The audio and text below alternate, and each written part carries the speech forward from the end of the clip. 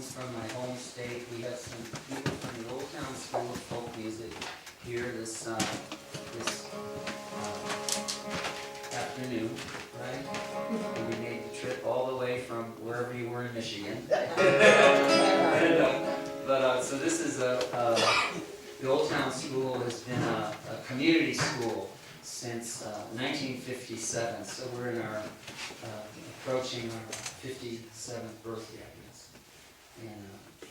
And I was lucky enough when I was a new teacher to meet a man named Win Strachey. He was a real pioneer in the field of adult music education, and he was many things. He was a wonderful singer, recording artist, and actor. He was in Chicago. He was a personality on television. He had a couple of children's programs, and he was a performer on early TV and radio.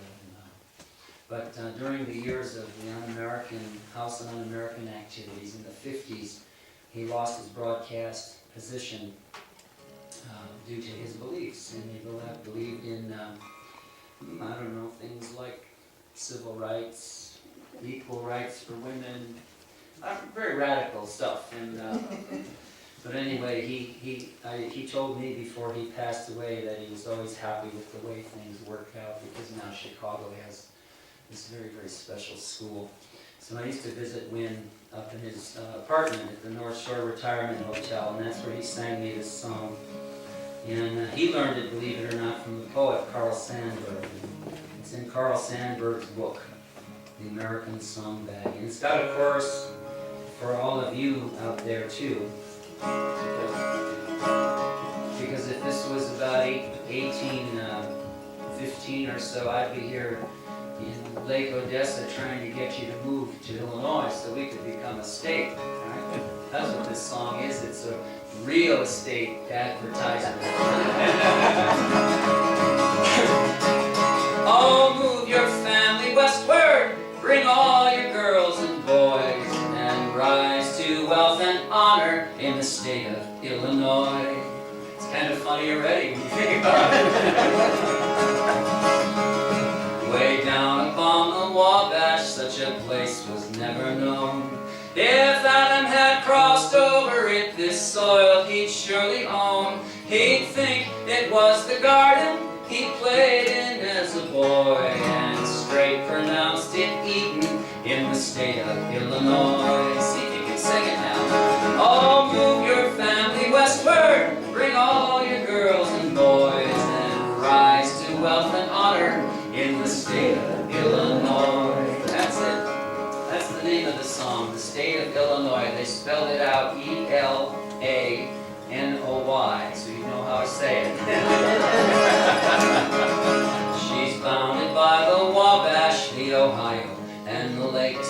She's crawfish in her swampy lands, and in her hills there's snakes. But these are slight diversions that take not from the joy of living in that garden land, the state of Illinois. Here we go now.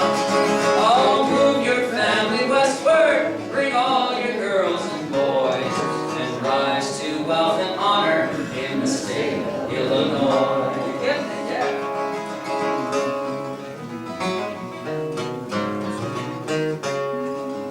Now this third verse, I imagine the fellow who made this song up way back then had somehow envisioned that Oprah Winfrey would move to our fair state. Get a load of this, listen to this.